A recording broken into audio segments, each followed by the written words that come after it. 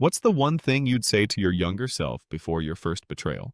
I still remember the exact moment my parents told me about the house. They called me one evening, all excited, and started gushing about how Ryan had just gotten a new place. At first, I tried to sound happy, tried to say the right things, because that's what you do when your family tells you something that's supposed to be good news. I told them it sounded amazing and asked a few polite questions, but inside, I felt this sharp twist of disbelief. They hadn't mentioned anything like this to me before, nothing about my own life or struggles, just this huge, expensive gift for him. I swallowed hard and smiled anyway, because I've learned that showing immediate anger doesn't help, not when your parents think they're doing the right thing.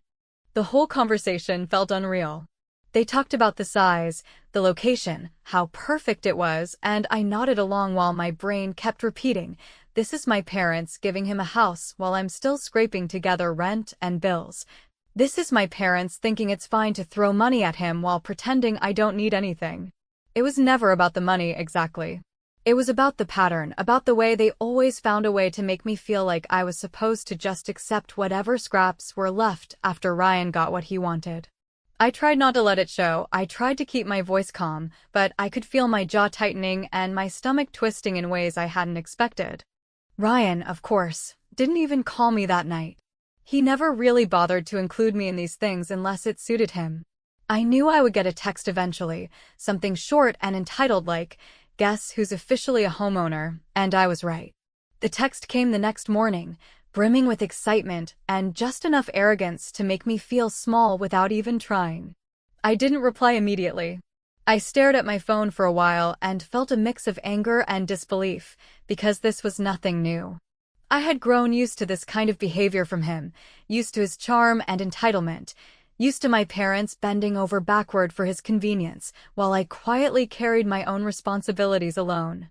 For days afterward, I tried to tell myself that maybe I was overreacting, that maybe I should just be happy for him, that it wasn't really about me. But every time I thought about it, my resentment grew instead of fading. I thought about all the times my parents had said no to me for reasons that seemed reasonable at the time, the times they had questioned my choices or criticized my spending, the times I had to fight tooth and nail to get help for things that Ryan got handed effortlessly. I thought about how he had barely managed to hold a job for more than a few months, how he had already racked up debts I knew nothing about, and yet here he was, getting a house like some kind of reward for existing.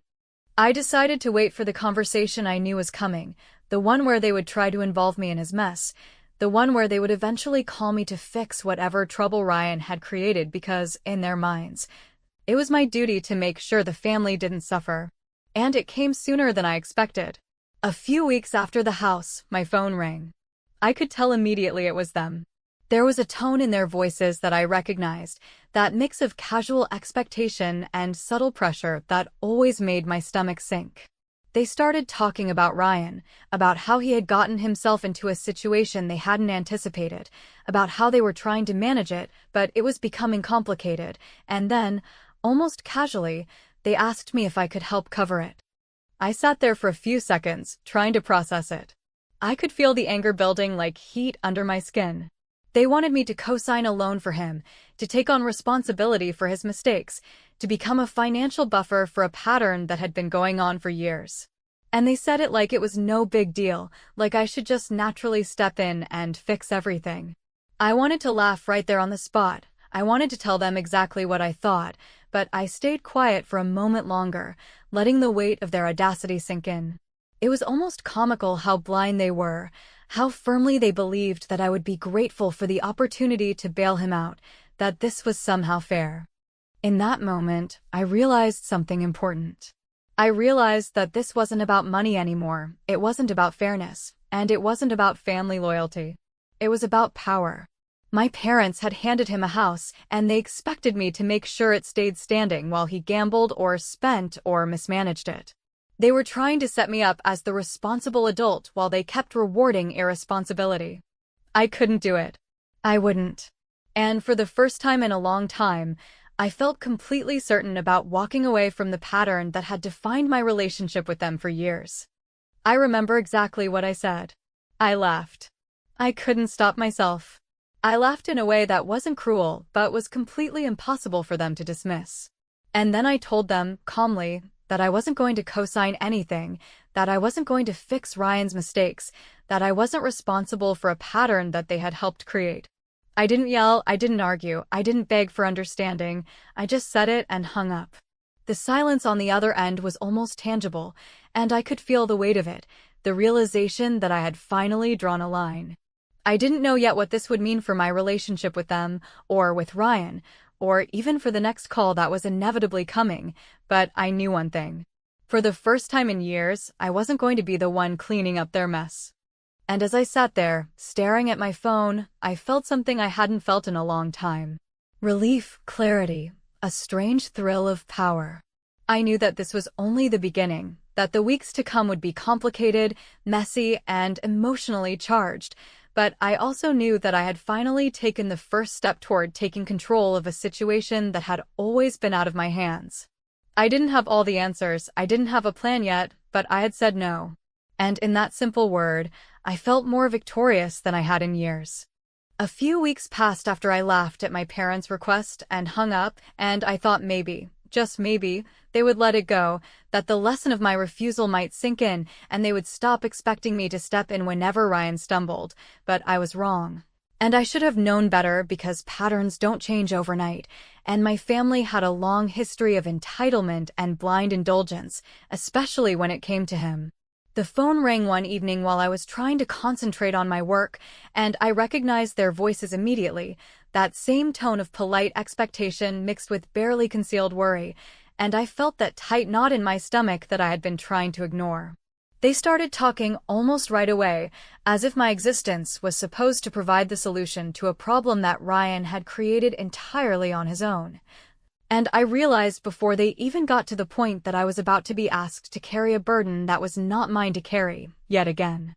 They explained, in careful words that somehow managed to be both urgent and casual, that Ryan had gotten himself further into trouble, that there were debts that needed to be covered immediately, that the situation had spiraled faster than they could have imagined, and that they believed the responsible thing, the family thing, was for me to co-sign a loan to protect him from the consequences of his own choices. And they said it with this expectation that I would simply say yes, that I would step in and save him without hesitation because, after all, he was their son and I was, in their minds, the sensible one who could manage the mess. I listened quietly for a moment, trying to hold back the mix of disbelief, frustration, and simmering anger, because I knew if I spoke too soon I might ruin the subtle strategy one was beginning to form in my mind. And I could feel every cell in my body telling me that I was not going to fall into the trap that had held me captive for so many years, that I was not going to give them the satisfaction of seeing me bend to the same patterns that had defined my family for decades. I told them that I understood the problem, that I understood Ryan's situation, that I understood their concern, but I reminded them calmly that I had my own financial responsibilities, that I had my own obligations, and that I had learned over time that bailing someone out repeatedly does not solve a problem but only reinforces the behavior that leads to it, and I could hear them shift slightly on the line, the subtle hesitation, the small pause, the first sign that perhaps my refusal had started to register in their minds, and I felt a small spark of satisfaction because for once, I was not the one being manipulated. I was the one setting the boundary, one that I intended to hold firmly and without compromise. As they tried to press further, weaving in family loyalty, obligations, and subtle guilt trips, I stayed calm and refused to be drawn into their emotional appeals, listening carefully to every word while planning my next move silently. Because I realized that this was more than just a financial issue, more than just a loan or a debt. This was a pattern of behavior that had been normalized in my family for far too long, and I was not willing to let it continue unchecked. I was not willing to become the safety net that allowed Ryan to continue living beyond his means and trusting that someone else would always pick up the pieces when he failed, and the more they pushed, the more I realized that the power had shifted, that for the first time in my life, I could say no and actually mean it without consequences that mattered, because their insistence only reinforced the reality that I had finally recognized my own agency. I laughed again, a little longer this time, and the sound carried the weight of years of frustration, disbelief, and self-restraint, and I could hear the uncertainty in their voices as they tried to recover, tried to assert some form of control. And I realized in that moment that laughter was the most honest response, that it conveyed my refusal without needing to explain it, because any further explanation would have been a justification, and I didn't owe them a justification, I owed myself clarity and freedom from the pattern that had defined my life for far too long.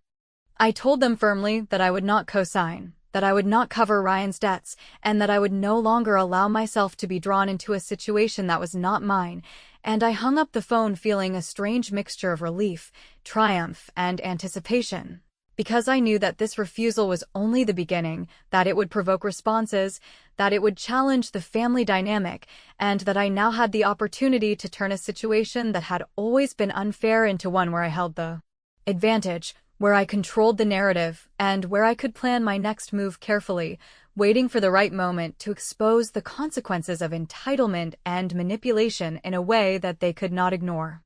For the first time, I felt completely certain that walking away from their expectations, walking away from the pressure, and refusing to play the role they had cast me in for years was not just possible but empowering, and as I sat there staring at my phone,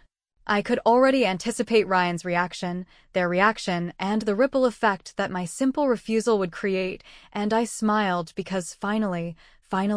I was no longer the one being used. I was no longer trapped in a system that rewarded irresponsibility and punished accountability, and I knew that the coming days would be messy, complicated, and tense, but they would also mark the first real step toward turning the tables in a family that had always taken me for granted. It wasn't long before I realized that my refusal to co-sign Ryan's loan hadn't been accepted as a boundary, but had instead been interpreted as a challenge, as if somehow I had failed to understand my role in the family. And I began to notice the subtle ways my parents tried to manipulate me, starting with casual conversations that always steered toward his situation, leading questions that suggested guilt, and small comments meant to make me doubt my judgment while keeping a tone that implied they were only asking for advice, not demanding compliance, and at first I responded politely, trying to defuse the tension without giving them any real power over my decisions. But soon it became clear that politeness wasn't enough because they weren't testing for courtesy, they were testing for compliance, and I had no intention of giving it. The first real confrontation came one afternoon when I got a call from Ryan himself, his voice casual at first, but carrying a note of desperation I could hear if I listened closely, and he started explaining how the bills were piling up,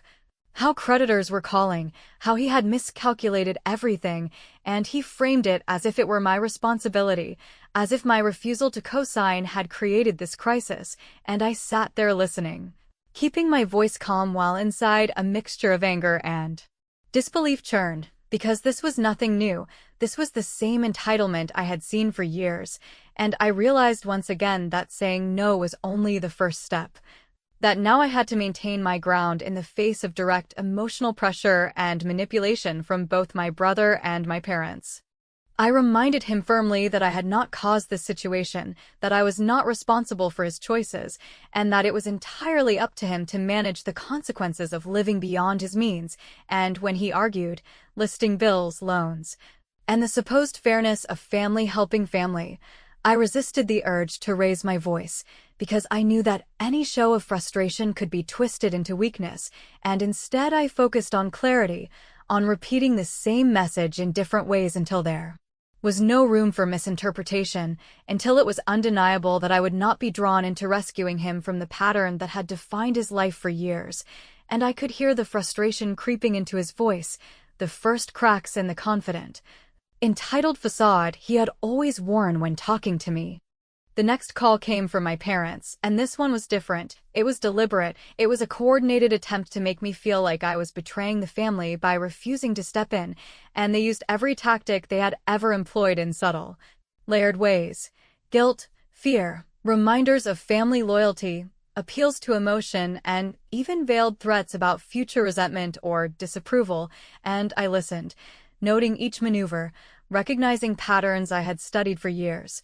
And I realized in that moment, That their desperation only proved how effective my refusal had been, how much power they had assumed I would relinquish automatically, and how much my stepping out of the expected role had destabilized the carefully constructed family dynamic that had long kept me in my place. I didn't respond with anger, I didn't beg for understanding, I simply repeated the facts calmly, over and over, emphasizing that I had my own responsibilities, that I could not be held accountable for someone else's choices, and that if they wanted to continue supporting Ryan, that was entirely their decision, but I would not be a part of it, and when there was a pause on the line, I knew it was not relief but calculation, as if they were trying to figure out how to overcome this obstacle, and I allowed the silence to stretch long enough for them to feel the weight of my refusal without me adding a single word of negotiation. After hanging up, I felt a strange mix of exhaustion and satisfaction, because the emotional energy they had expended trying to manipulate me was something I could sense and understand, and I could already anticipate the ripple effects. The ways Ryan would push, the ways my parents would test again, and I began to think strategically, realizing that this was not just about money or responsibility, it was about asserting control in a system that had long been imbalanced, and that my refusal could be transformed from a simple act of self-preservation into a larger plan, one where their own expectations and patterns could be used against them, where I could reclaim power in a family that had consistently assumed I would be the safety net, and where I could ensure that the consequences of entitlement would become undeniable, unavoidable, and, most importantly, satisfying in a way that felt entirely justified. I knew the coming weeks would be tense, they would test my patience, and they would challenge my limits, but for the first time I felt a sense of control that I had never experienced, and I started to see the situation not as a trap, but as an opportunity. A chance to take a stand in a way that was smart, deliberate, and emotionally satisfying, knowing that every push, every guilt trip, every desperate call was only evidence that my refusal was having the impact it was meant to, and that the stage was set for a move that would finally turn the tables completely, leaving no doubt who was in control, and I smiled because I knew that when the moment came, it would feel brilliant, deserved, and undeniably satisfying. By the time I realized Ryan's behavior was escalating, it was no longer subtle manipulation or quiet appeals to guilt. He had begun acting as if my refusal was a personal attack, as if denying him access to my creditworthiness was equivalent to betrayal, and I could feel the tension building in every conversation, every text, every phone call, because the sense of entitlement he carried had mutated into something more aggressive. And I knew that my parents were quietly complicit, hoping that I would crack under the pressure, and I refused to give them that satisfaction, because I had spent too many years bending to their expectations, too many years absorbing the consequences of his recklessness. And I had finally reached a point where I understood that stepping back did not make me cruel, it made me intelligent, and I could see the path unfolding in front of me, one that would allow me to reclaim control while exposing the consequences of their consistent favoritism. Ryan's calls became more frequent, filled with veiled threats and sarcastic remarks that attempted to guilt me into compliance, and he even went so far as to imply that my refusal to help could ruin our relationship, which was absurd considering the pattern of years in which he had relied on me without question, and I stayed calm, carefully crafting responses that were firm but not incendiary, because I had learned over time that losing my temper would only give him ammunition, whereas keeping a cool, rational tone allowed me to remain untouchable, untethered to the emotional chaos he was creating, and I realized that the moment had come to start turning the situation into an advantage, not just a defensive stance. Because the longer I held my ground, the more obvious it would become to everyone that his problems were his own, and their insistence that I should cover for him was entirely misplaced.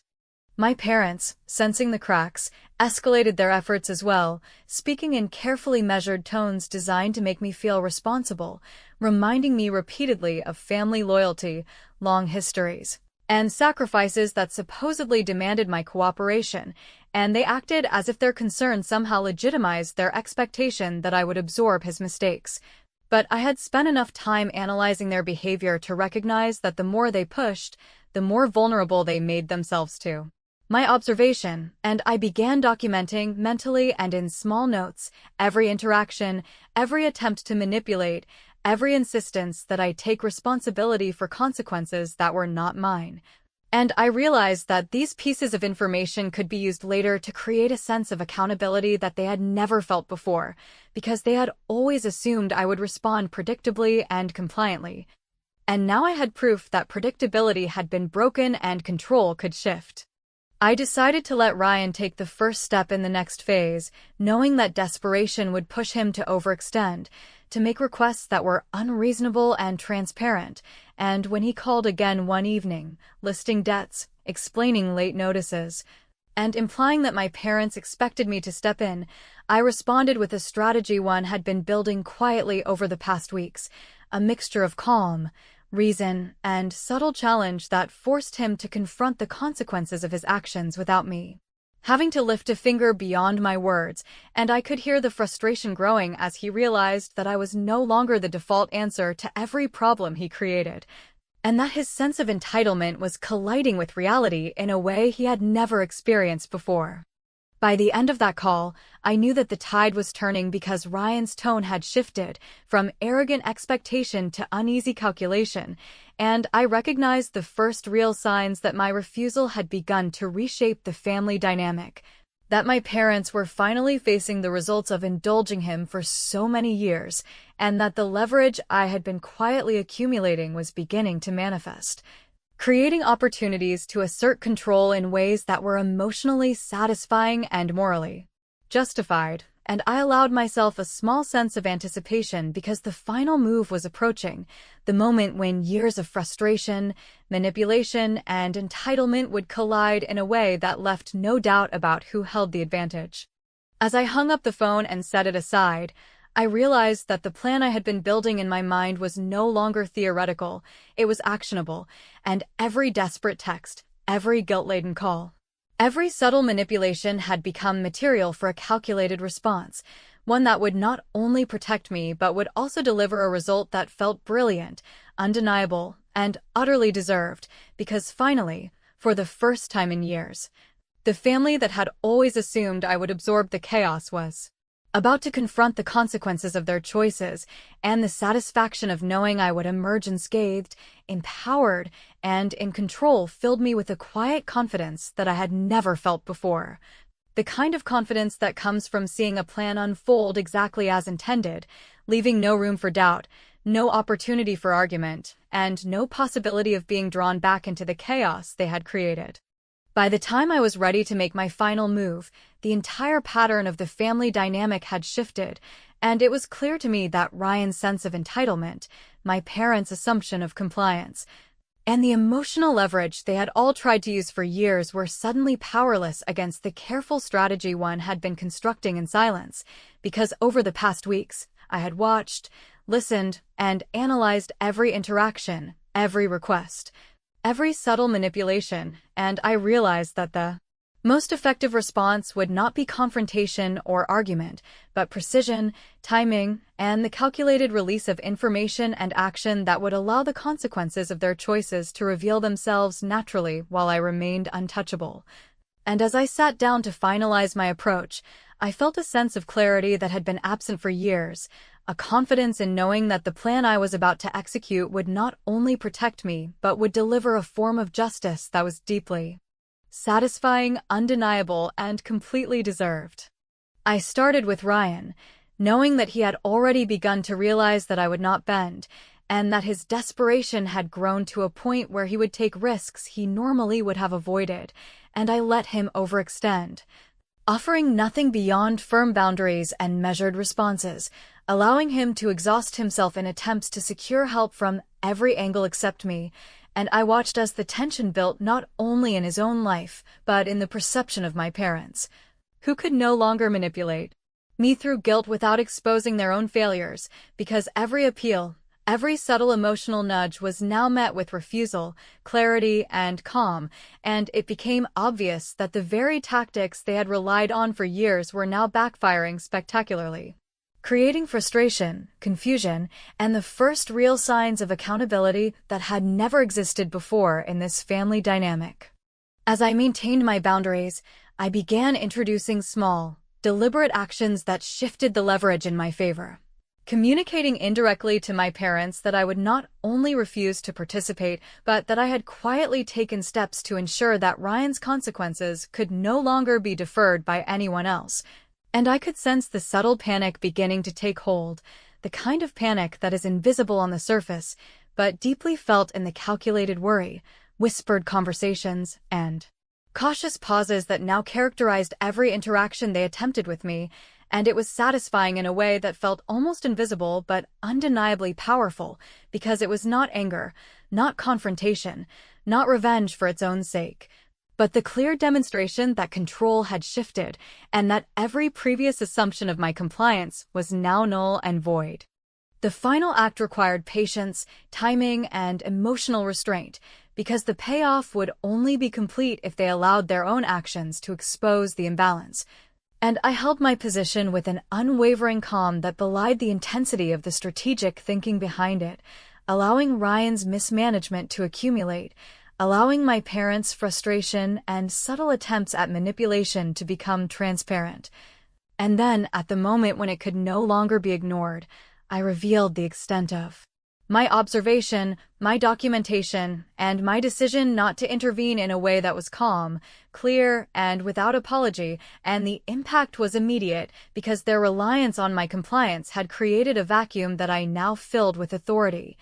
clarity, and the undeniable consequences of their choices, and it was a moment of validation that felt thrilling precisely because it was achieved without cruelty, without malice, and without stepping outside the bounds of integrity, while still delivering a result that was deeply satisfying and unquestionably effective. By the end of that day, I had turned the entire situation on its head, and the sense of triumph was not loud or dramatic. It was quiet, measured, and infinitely more powerful than any argument, confrontation, or act of vengeance could have been. Because Ryan had no one to bail him out, my parents could no longer obscure their favoritism or manipulate me into covering for it, and I had established boundaries that were now respected out of necessity and recognition, rather than fear or expectation, and I felt a sense of clarity and empowerment that I had never known before, because for the first time, I had used patience, observation, and careful strategy to achieve a result that was brilliant in its simplicity, devastating in its effectiveness, and entirely deserved, leaving no doubt about who held the advantage and ensuring that the emotional, practical, and strategic consequences were undeniable, irreversible, and utterly satisfying.